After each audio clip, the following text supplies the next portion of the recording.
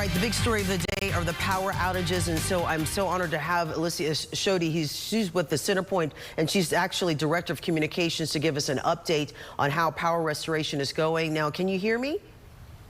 I can hear you. Perfect. Can you hear me okay? Yes, you sound great. Okay, I know everyone is wondering, we still have about 1.7 million customers who do not have power. How is power restoration going so far this morning?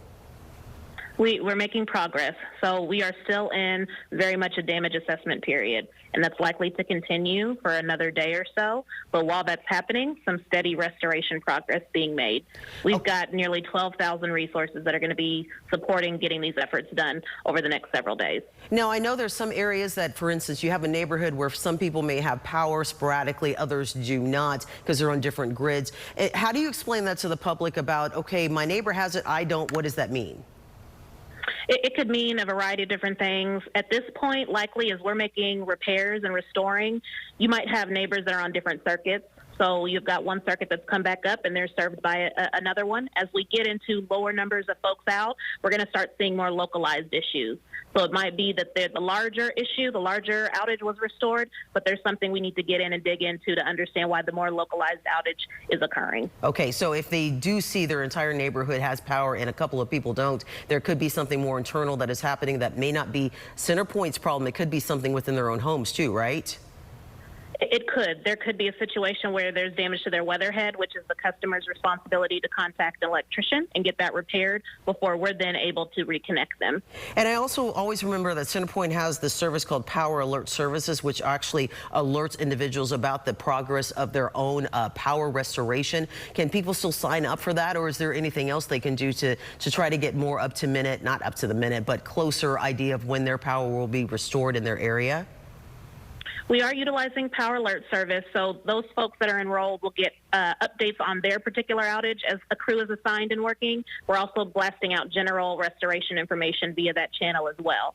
Follow us on social media, always a good way to also see updates from us, and then we will keep updating the outage count, the total outage count via our website on centerpointenergy.com/storm center. Right, right. And I know at the peak of the storm yesterday, you had over 2 million who still had not had their power restored, and I'm just looking at the updated list right now. I'm just refreshing at 1.7 million, at least 1,780,180, which is progress, and I'm seeing progress throughout the morning.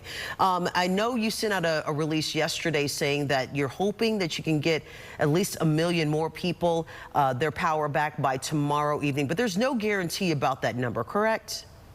We're feeling pretty confident based on what assessments we have completed and restoration that's ongoing. So we're feeling confident that by the end of the day tomorrow, we'll have 1 million customers that have been impacted restored. Still a long way to go after that. So efforts will continue, and some of those harder hit areas expect to be without power for several days. Okay, and actually after that, if people are still without power throughout the rest of this week, what do you suggest that they do? Well, we're going to try and get some more definitive information out as we again can complete our damage assessment. So hoping to provide some more timelines to those folks that still are without after end of day tomorrow. So we would ask that customers look for more specific information in their areas around how long it might take. We'll continue to update as quickly as we can, and of course continue restoring as quickly and as safely as we can. And is there any other information you can give to people that I may not have asked that you can also transmit to them to let them know? Because we have people who are watching us online because they don't have power at home, but they are watching us online or maybe at a relative's house. But any information just quickly in the next 30 seconds that you can let them know about that we haven't brought up this morning? I think we've covered it. Just please continue to watch our various channels. We'll continue to proactively communicate as we have information to share.